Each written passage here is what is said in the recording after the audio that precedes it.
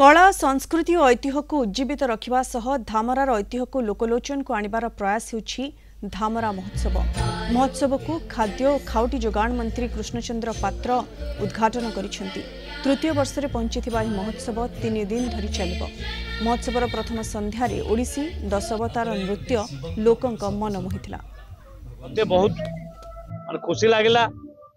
मु बहुत भाग्यवान मन कर कार्यक्रम आज मु जोग देली कारण छुआ बेलू धामरा बंदर देखा भारी इच्छा चला जा हो आज माँ धामरे माने आशीर्वाद रु आज मुझे पहुँचली एवं एठी ये कार्यक्रम भविष्य अच्छी ये अंचल भविष्य अच्छी मोर बहुत इच्छा जे ये अंचल विकास हो अंचल विकास पाई मध्य सरकार सबुविध आ योजना निश्चित भाव में करिवो ए मोर विश्वास अच्छी। ये जो कार्यक्रम सांस्कृतिक कार्यक्रम हम ये अंचल जो विकास हम ताकू आम जी सरकार आसू किसी जायस ना आम जदि एक रही समस्ते ये अंचलवासी निश्चित भाव महोत्सव ये विकास धारा आगू नबू आम धामरा अंचल जो इतिहास जो गौरव जो गर्व आ गौरव ये वाणिज्य करके देश को उन्नत करते